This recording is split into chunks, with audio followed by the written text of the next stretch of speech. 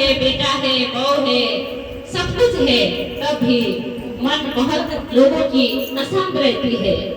वो बेटा ही दुख देता है, वो बहू ही दुख देती है, वो घर परिवार ही दुख देते हैं। संपत्ति के बीच में रहते हुए भी हमारी आपकी आत्मा दुखित होती है। वो दुखित आत्मा लेकर हम खामोश रहते हैं, किसी को बोल नहीं पाते हैं। मेरे जीवन में सब कुछ है, लेकिन मेरे मन के अंदर दुख है, दर्द है, ये पीड़ा है, ये बोलने की हमारी आपकी क्षमता ही नहीं होता है, नहीं बता सकते हैं हम।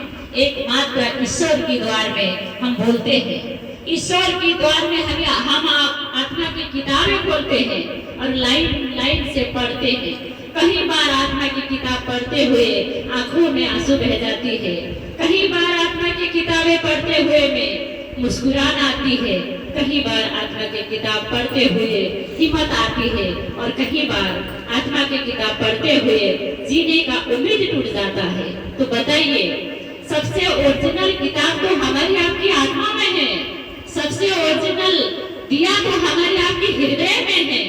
तो हमें ये प्रेरित करना है, हमें ये याद रहना है कि स्वयं दीपक बनना है। स्वयं दीपक हम कैसे बनेंगे? कोई दिया जलाने से नहीं, शरीर को भूखा तपस्या करने से नहीं। शरीर नश्वर है, घर से 2 घंटे के अंदर शमशान पहुंचने में समय नहीं लगता है, और हमारा शरीर उन 5 तत्वों में विलीन हो जाती है।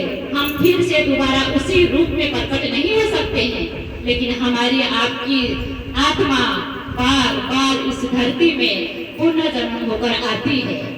हम आप न जाने कितने जन्मों से कितने सुख भोगे होंगे, कितने दुख उठाए होंगे, कितने संपत्ति पाए होंगे, कितने संपत्ति लुटाए होंगे, इसका याद हमको आपको नहीं है। आज हम जितने भी रोते हैं, कष्ट में है, दर्द में है, पीड़ा में है, संतान की लालसा में है, ये हमारी आपकी एक जन्म की कर्म नहीं है।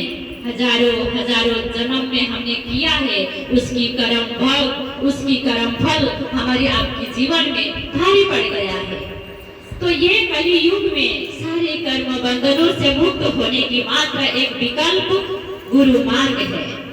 हमने शिव को गुरु मान के एक छोटी छोटी अनुभूति पाया है। तो मैं आज तो समय नहीं है अपनी अनुभूति को विस्तार से समझाऊं, बताऊं। अवश्य किसी दिन मेरे गुरु महेश्वर शिव की दया से अनुभूति में रखती हूँ। आज के लिए तो समय हो चुका है। मैं ये अनुरोध करती हूँ सच्ची आत्मा से कि सभी देवताओं में से सर्वश्रेष्ठ प्रथम देवता भगवान शिव गुरु स्वरूप में इस धरती में उत्पन्न हुए हैं। सदियों से थे, लेकिन हमारे आपके जीवन में भी रिश्ता जुड़ा है।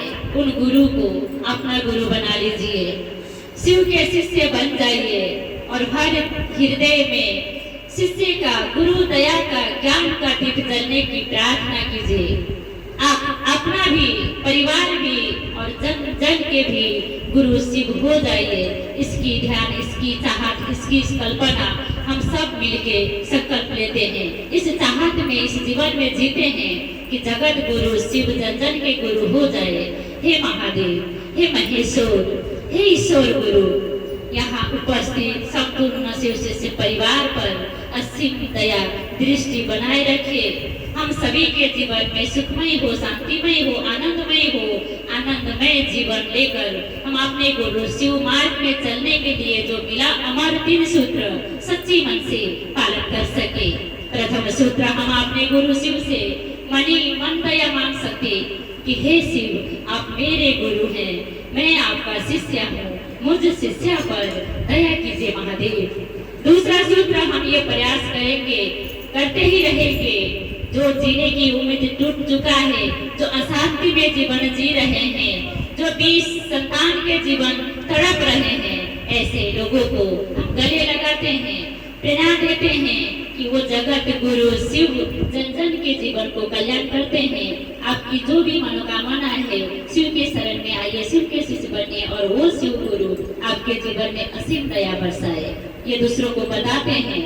और तीसरा सूत्र में, हमारी जन्मों सदियों से, हजारों जन्म से हमने जाने अनजाने में किया हुआ पाप, जाने अनजाने से किया हुआ गलती को क्षमा प्रार्थना के लिए हम अपने मुक्त बंधनों से, कर्म बंधनों से मुक्त होकर गुरु मार्ग में चलने के लिए हम 108 बार नमः शिवाय मंत्र से अपने गुरु शिव को प्रणाम करते हैं।